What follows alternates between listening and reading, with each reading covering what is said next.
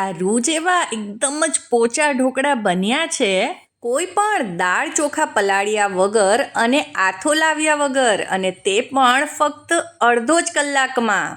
અને ટેસ્ટ તો લગ્ન પ્રસંગમાં મળતા લાઈવ ઢોકળા જેવો જ. અને સાથે જ બનાવી લઈશું આ એકદમ જ મસાલેદાર લસણની ચટણી, જે આ ઢોકળાનો સ્વાદ 100 ગણો વધારી દેશે. જય શ્રી કૃષ્ણ મિત્રો, કેમ છો તમે બધા? તો ટ્રેડિશનલ રીતે બનતા ઢોકળા જેવો ટેસ્ટ તમારે આ ઇન્સ્ટન્ટ ઢોકળામાં જોતો હોય ને, તો બધી જ ટિપ્સ ફોલો જરૂરથી કરજો. જો હજી સુધી તમે મારી ચેનલને સબસ્ક્રાઇબ ન કરી હોય ને, તો જરૂરથી કરી લેજો, જેથી કરીને મારા નવા વિડીયોઝ તમને મળતા રહે. અને નોટિફિકેશન મળે તેના માટે બેલનું આઇકન દબાવજો. અને જો આજનો વિડીયો પસંદ આવે તો તેને લાઈક કરજો અને ફ્રેન્ડ્સ અને ફેમિલીમાં શેર કરી દેજો. તો આજે આપણે ઇન્સ્ટન્ટ ઢોકળા તૈયાર કરવાના છીએ.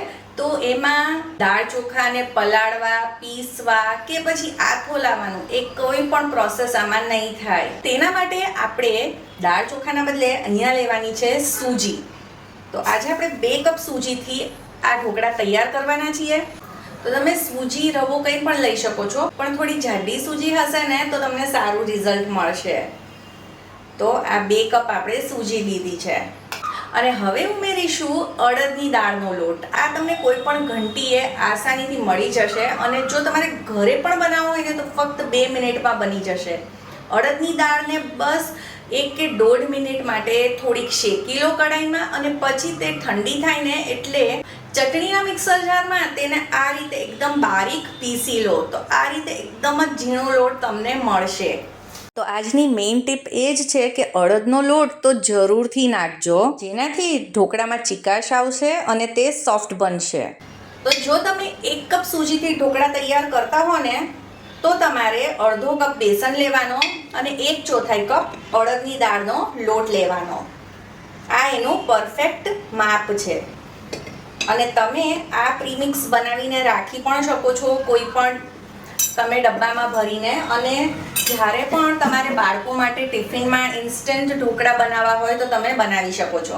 તો આ 1 કપ બેસન લીધો છે, તે પણ ઉમેરી દઈશું.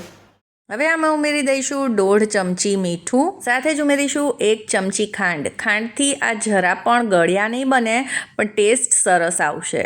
1/4 ચમચી હિંગ ઉમેરીશું અને અડધી ચમચી હળદર. હળદરથી ખૂબ સરસ પીળો કલર આવશે ઢોકળામાં.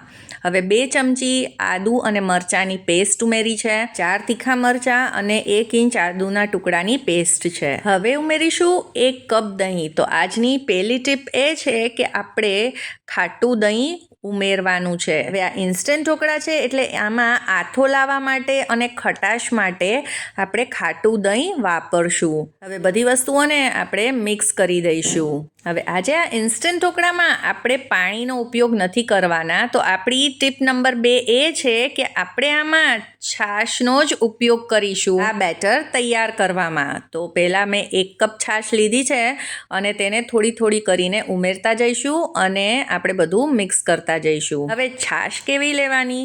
તો જો છાશ પણ એકદમ જ ખાટી હોય ને તો ખૂબ જ સારું. આ મેં 1 કે 1.5 દિવસ છાશ બારે રાખેલી આ તેજ છાશ મેં લીધી છે. એટલે જો તમારે ઇન્સ્ટન્ટ ઢોકળાનું એકદમ જ સરસ રિઝલ્ટ જોઈતું હોય ને, તો છાશ અને દહીં બંને ખાટા જ ઉપયોગમાં લેવાના. તો તેના લીધે ઢોકળા સોફ્ટ અને જાળીદાર પણ બનશે. તો હવે થોડી થોડી કરીને મેં 2 કપ છાશ આમાં ઉમેરી દીધી છે. હવે જ્યારે આપણે આ બધી વસ્તુઓ મિક્સ કરીશું તો તમને લાગશે કે આ બેટર થોડુંક ઘાટું છે, પણ આપણે અત્યારે આ જ રીતે આ બેટરને રેસ્ટ કરવા મૂકી દેવાનું છે લગભગ 20 થી 25 મિનિટ. ત્યાં સુધી આ એકદમ જ ટેસ્ટી મસાલેદાર લસણની ચટણી તૈયાર કરી લઈએ. તેના માટે મિક્સર જારમાં ઉમેરી દઈશું 15 થી 20 લસણની કળી. આ ચટણી એકદમ જ બારે મળતી હોય ને લસણની ચટણી એવી જ બને છે.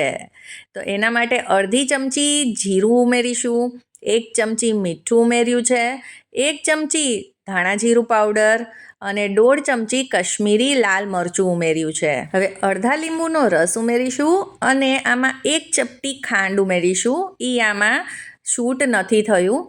અને 1/4 કપ જેટલું પાણી નાખીને બધી વસ્તુને ગ્રાઇન્ડ કરી લઈશું. હવે લીંબુ અને ચપટી ખાંડ નાખવાથી જે લસણની તુરાશ હોય છે તે નહીં આવે અને ટેસ્ટ ખૂબ જ સરસ આવશે. આ રીતે આ ચટણી જરૂરથી ટ્રાય કરજો. તો ટેસ્ટી ચટણી તો તૈયાર છે. હવે ઢોકળાને સ્ટીમ કરવા માટે આપણે તૈયારી કરી લઈએ. તો જો તમારી પાસે ઢોકળિયું હોય તો તેમાં પાણી ઉમેરી અને તેને મૂકી દો ગરમ કરવા. હું આવી રીતે કડાઈમાં જ ઢોકળાને સ્ટીમ કરતી હોઉં છું. આમાં એક લીંબુનો ટુકડો ઉમેરી દઈશું અને આને ઢાંકીને ગરમ થવા દઈશું પાણીને. હવે જે થાળીમાં ઢોકળા તૈયાર કરવાના છે તેમાં 1 ચમચી તેલ ઉમેરીશું અને તેને આ રીતના બ્રશની મદદથી સ્પ્રેડ કરી લઈશું, જેથી કરીને ઢોકળા સ્ટીમ થતી વખતે નીચે ચોટે નહીં. લગભગ 25 મિનિટ થઈ ગઈ છે અને સૂજી એકદમ સરસ રીતે ફૂલી ગઈ હશે. તો આજની આપણી મેઇન ટીપ એ છે કે આપણે આ રીતે બેટરને ફક્ત 5 થી 7 મિનિટ માટે ફેટવાનું છે હાથોની મદદથી. આ રીતે ફેટવાથી બેટરમાં એરિએશન ક્રિએટ થશે, એટલે કે હવાના કણ ભરાશે અને તેના લીધે આપણા જે ઢોકળા છે તે એકદમ જ સોફ્ટ બનશે. હવે આ સ્ટેજ ઉપર બેટર જો થોડુંક ઘાટું લાગતું હોય તો 3-4 ચમચી પાણી ઉમેરીને બેટરને આપણે પ્રોપર કન્સિસ્ટન્સીનું કરી લઈશું. હવે આવે છે ટીપ નંબર 4 કે એ છે કે આપણે બેટરને વધુ પડતું પતલું નથી કરવાનું. બેટર આ રીતનું આવું ઘાટું હોવું જોઈએ. હવે ઢોકળા એકદમ જ ફૂલાય અને જાળીદાર બને તેના માટે ટીપ નંબર 5 એ છે કે આપણે આમાં ઉમેરીશું 2 ચમચી એટલે કે 2 પેકેટ ફ્રૂટ સોલ્ટ, જેને આપણે ઈનો કહીએ છીએ, અને તેને એક્ટિવેટ કરવા ઉપર થોડુંક લીંબુ નીચવીશું. તમે સોડા પણ વાપરી શકો છો, પણ ઈનોથી ખૂબ જ સરસ રિઝલ્ટ મળશે. જ્યારે પણ આપણે આવી રીતના ઇન્સ્ટન્ટ ઢોકળા બનાવતા હોય ને તો તેમાં ઈનો જ વાપરવો. હવે ટીપ નંબર 5 એ છે કે તેમાં 2 ચમચી તેલ ઉમેરીશું, જેથી કરીને જ્યારે પણ ઢોકળા બની જશે અંદરથી કોરા બિલકુલ નહીં લાગે. અને બધી વસ્તુઓ મિક્સ કરી અને ઢોકળાની થાળી તૈયાર કરીશું. જ્યારે પણ ઢોકળા ઉતારવાના હોય તેની પહેલાં જ ફ્રૂટ સોલ્ટ એડ કરવો અને તરત જ ઢોકળા ઉતારવા. ઈનોના લીધે આ જે આથો આવે છે ને તે નહીંતર બેસી જશે અને ઢોકળા એકદમ સોફ્ટ અને ફૂલેલા નહીં બને.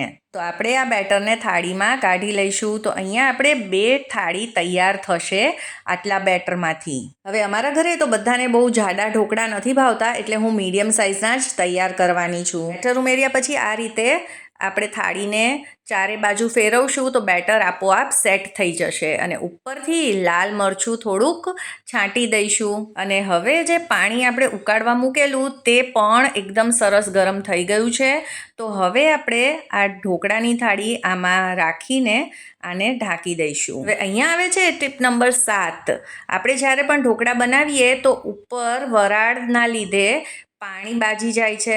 તે પાણી ઢોકળા ઉપર પડતા ઢોકળા ઉપરથી સોગી થઈ જાય છે. તો તે ન થાય તેના માટે આપણે આવી રીતે કપડું ઉપર બાંધી દઈશું. 8 થી 10 મિનિટમાં આ ઢોકળાની થાળી તૈયાર થઈ જાય છે. તો જુઓ, લાગે છે ને એકદમ જ બહાર જેવા લાઈવ ઢોકળા. અને સાચું કહું ને તો ટેસ્ટ પણ બિલકુલ એવો જ છે. હવે ટીપ નંબર 8 એ છે કે ઢોકળા બન્યા પછી ઉપર 1 કે 1.5 ચમચી જેટલું તેલ આ રીતે પાથરી દઈશું, સ્પ્રેડ કરી દઈશું, જેનાથી બન્યાના કલાકો પછી પણ ઢોકળા ઉપરથી ને અંદરથી બિલકુલ જ ડ્રાય નહીં થઈ જાય. તો હવે આપણે ઢોકળાને કટ કરી લઈએ. તો આ ટીપ ખૂબ જ કામ આવે છે જ્યારે આપણે કાં તો છોકરાઓને ટિફિનમાં ઢોકળા આપતા હોઈએ, કાં પછી પ્રવાસમાં આપણે આ ઢોકળા લઈ જતા હોઈએ. તો જુઓ, બન્યા છે ને એકદમ જ જાળીદાર આ ઢોકળા. જોઈને જ ખબર પડી જાય છે કે એકદમ જ સોફ્ટ બન્યા છે. તો જો તમે આજની આ બધી જ ટિપ્સ ફોલો કરીને આ ઢોકળા બનાવશો ને તો કોઈ કહી જ નહીં શકે કે આ દાળ અને ચોખામાંથી બનાવેલા ઢોકળા નથી. તો આજની આ રેસીપી જો તમને પસંદ આવી હોય તો તેને લાઈક કરજો, તમારા ફ્રેન્ડ્સ અને ફેમિલીમાં શેર કરજો અને ચાર્મીસ ગુજરાતી રસોઈને જરૂરથી સબસ્ક્રાઈબ કરજો. જય શ્રી કૃષ્ણ બધાને.